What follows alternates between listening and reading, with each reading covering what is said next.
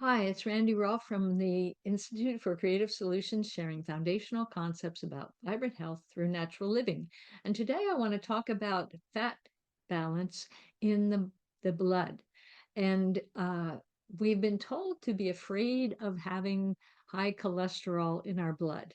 But there's all kinds of cholesterol. There's high density, low density, and the relationship between the high density and low density is much more important than the total cholesterol. And they keep lowering the amount of cholesterol that's acceptable without medication.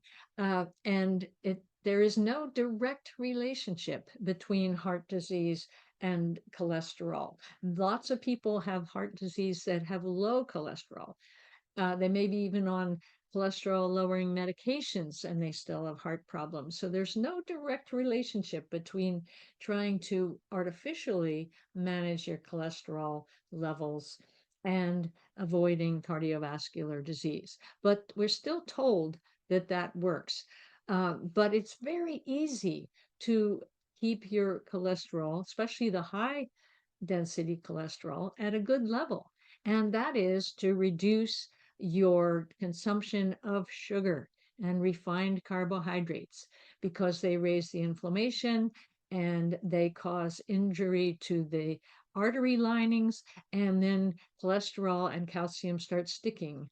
It's almost like the body puts a patch on an injured artery wall from constant uh, too much sugar and going back and forth with up and down with too much glucose in the blood. So it's quite easy.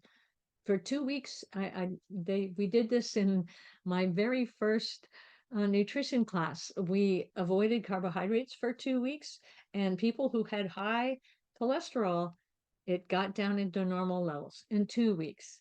And so scaring us with the need for preventive medications just in case you had ancestor die of heart disease, or you're overweight, or tend towards diabetes, or have high blood pressure, just look at your diet and see if you can lower it without medication.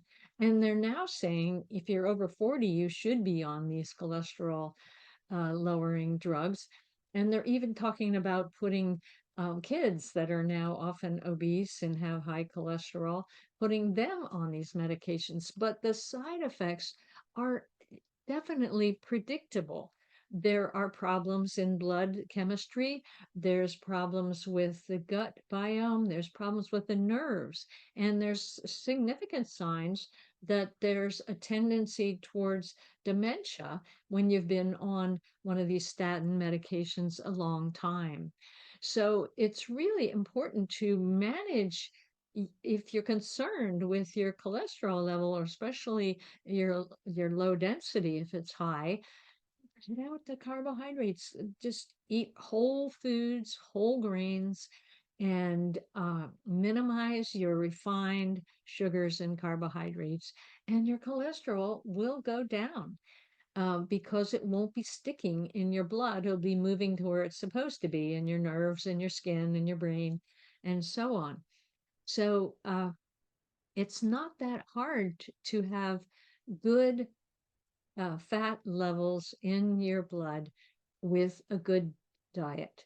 I recommend you get a hold of my book, of course, The Single Ingredient Diet, and transform your relationship with food fast by understanding what's going on in your body and how to nurture it without trying to manipulate it by counting everything or taking drugs before you need them. There's a place for modern medicine, but they're really pushing us to do this prophylactic thing. Instead of eating right, we take drugs to manage particular functions in the body. It doesn't even make sense. So that's it for today. Eat well. Thanks.